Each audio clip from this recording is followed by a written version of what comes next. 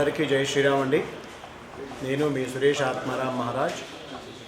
ఛత్రపతి శివాజీ గురువైన సమర్థ రామదాస స్వామి గారు వారు పుట్టిన సమయంలో సమర్థ రామదాస్ స్వామి ఈ దేశంలో తురుష్కుల పరిపాలన, మహారాష్ట్ర మొత్తం కూడా ముస్లింగా మారిపోతుందేమో అన్న భయంకర పరిస్థితి. అలాంటి పరిస్థితిలో వారు ప్రతి గ్రామానికి తిరిగి ఒక్కొక్క గ్రామంలో, గ్రామం మొదట్లోనో చివరిలోనో ఒక ఆంజనేయ స్వామి దేవాలయం ఉండాలని ఆంజనేయ స్వామి ప్రతిష్ఠితం చేసి దాని పక్కనే వ్యాయామశాల ఉండాలి, అక్కడ కుర్రవాళ్ళు వ్యాయామం చేసి దృఢంగా ఉండాలి, ఎవరైనా ఆ ఊరిపైన దాడి చేస్తే దేశాన్ని ధర్మాన్ని వాళ్ళ ఆడవాళ్ళని రక్షించే దృఢమైనటువంటి సంకల్పంతో ఉండాలని చెప్పేసి అనేకమైనటువంటి గ్రామాలను సిద్ధం చేశారు. ఛత్రపతి శివాజీ లాంటి వారి కుర్రవాళ్ళను తయారు చేసి ఈ ధర్మాన్ని, ఈ దేశాన్ని కాపాడారు. దాంట్లో భాగంగా ఇప్పుడున్నటువంటి విషమ పరిస్థితులు, ఈ దేశహితం, ఈ ధర్మహితం రెండూ మనం చేపడితే, అది ముఖ్యంగా యువకుల్ని ప్రేరణగా నిలిస్తే, దానికి ప్రధాన కారణం ఎవరికి ఏ కష్టం వచ్చినా సరే అందరూ వెళ్ళేది దేవాలయానికి. ఆ దేవాలయంలో అర్చకుల్ని మనం సన్మానం చేస్తూ వాళ్ళని ఇటు విధంగా ఆలోచింపచేస్తూ అనేక టీమ్స్ తయారు చేసుకుంటూ వెళ్దామని, అలా అర్చకుల యొక్క సమూహాన్ని తయారు చేసి వాళ్ళందరూ ఒక సవ్యమైన విధానంలో యువకులు నడిపించే, అంటే వాళ్ళ చేతులకు తీసుకోవాలి, తప్పని పరిస్థితి. ఇప్పుడు మనం కదా చిలుకూరులో సౌందర్యంగా చూసాం, ఆయన చక్కగా ఆ దేవాలయాన్ని కాపాడుకుంటూ మాలాంటి వాళ్ళని తయారు చేశారు. ఇప్పుడు భవిష్యత్తులో మేము ఇక్కడ కార్యాచరణ చేయాలనుకున్నాం మల్లికార్జున కాలనీలో. నిజానికి మల్లికార్జున కాలనీలో నాకు అర్చకులు ఎవరో తెలియదు, కానీ ఇక్కడ ఏరియాలో ఫనీ బాగా పరిచయం, ఆయనకి ఇక్కడ పురమాయించడం జరిగిందండి. ఇక్కడ ఒక టీం తయారైపోతుంది. తర్వాత భవిష్యత్తులో ధర్మ సంస్థాపన ద్వారా మన కిషోర్ అనేక దేవాలయాలను ఏకత్రితం చేస్తూ ఇలాంటి ధర్మ కార్యక్రమాల్ని ముందుకు తీసుకెళ్ళాలనేది మా యొక్క యోచన. దీనికి తగ్గట్టుగా అనేక ధార్మిక సంస్థలు పనిచేస్తాయి. ఒకటి మాత్రం చెప్తానండి, ధార్మిక సంస్థలకి సహకరించే వాళ్ళు ఎందుకు సహకరిస్తారంటే, మీరు స్వార్థపూరితంగా మనం అడిగారా మీ గురించి ఎవరు ఇవ్వడానికి ముందుకు రారండి. మీరు ఎప్పుడైతే సమాజహితం కోరుతూ నేను ఫలానా సేవా కార్యక్రమం చేయాలనుకుంటున్నప్పుడు వాళ్ళకి సరిగ్గా ఆ విధానం అర్థం కావాలి.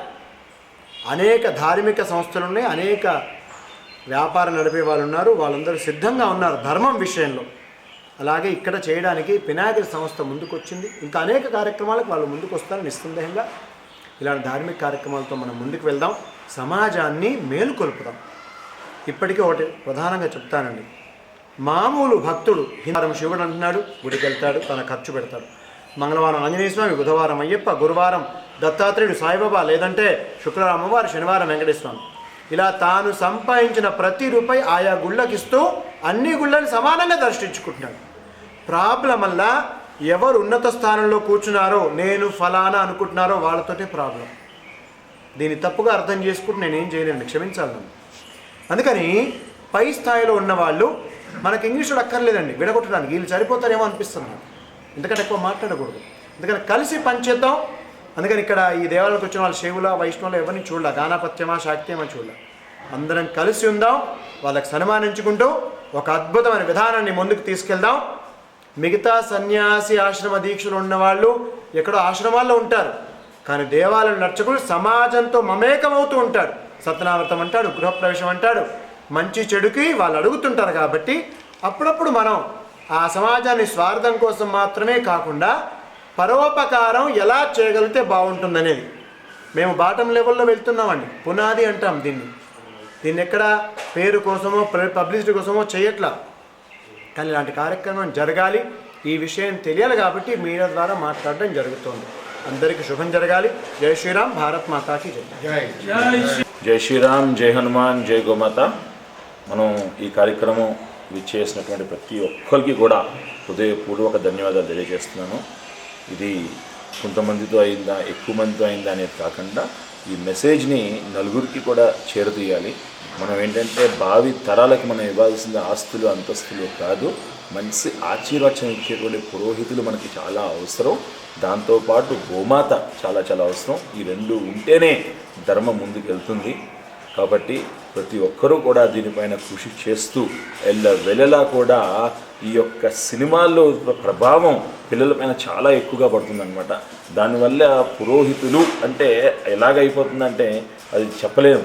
కాబట్టి అటువంటివి తగ్గించుకుని మనందరము కూడా ఒక పురోహితులు, ఒక పండితులకి గౌరవం ఇస్తూ మన యొక్క దేశం ముందుకు వెళ్తూ ఉండాలని మరొక్కసారి ఇవాళ విచ్చేసిన ప్రతి ఒక్కరికి కూడా నా హృదయపూర్వక ధన్యవాదాలు తెలియజేస్తూ, ఈ యొక్క మెసేజ్ చూసి రాలేకపోయినటువంటి వాళ్ళకు కూడా ఆ స్వామివారి యొక్క సంపూర్ణ కృప, కటాక్ష, అనుగ్రహం దక్కాలని మరొక్కసారి నేను కోరుకుంటూ, ఈ యొక్క ఆలయ కమిటీ వారికి పేరున ప్రతి ఒక్కరికి కూడా నా హృదయపూర్వక ధన్యవాదాలు తెలియజేస్తూ, జై శ్రీరామ్, జై హనుమాన్, జై గోమాత, జై సనాతన హైందవ.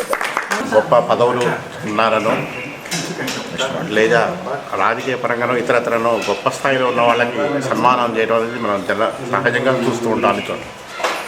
కానీ సమాజానికి హితం కోరేటువంటి పురోహితులకు లేదా అర్చకులకు సన్మానం చేయాలి అనేటువంటి ఆలోచన రావడమే చాలా గొప్ప విషయం.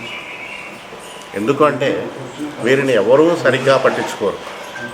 సరే, ఎవరు వృత్తుల వాళ్ళు చేస్తుంటారు, ఎవరి ధర్మాన్ని వాళ్ళు ఆచరిస్తుంటారు, అది సహజంగా జరిగేటువంటివి. కానీ వీళ్ళు ఏం సాధించారు అనేటువంటి ఉద్దేశం చాలామందికి ఉంటుంది.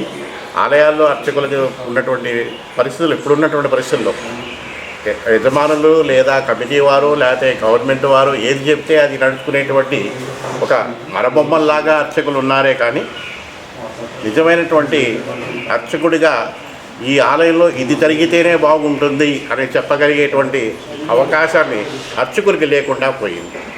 అలాంటి సందర్భంలో ఇలా అర్చకుల్ని గుర్తించి వాళ్ళకి సన్మానం చేయాలనేటువంటి ఆలోచించిన పెద్దలందరికీ నా హృదయపూర్వక నమస్కారాలు, ధన్యవాదాలు. ఈ కార్యక్రమానికి బీజం వేసి సురేష్ ఆత్మారాం మహారాజ్ గారు సంకల్పం చెప్పారు ఇందాక మనకు. ఇదొక బీజమే. ఇలా అర్చకులు, ఎందుకంటే ప్రతి దేవాలయానికి భక్తులు వాళ్ళు చెప్పిన విధంగా ప్రతి వారానికి వస్తున్నారు కనుక వారి లోపల దేశభక్తి, దైవభక్తి, సమాజ హితము ఇలాంటివి పురోహితులే నాటగలుగుతారు.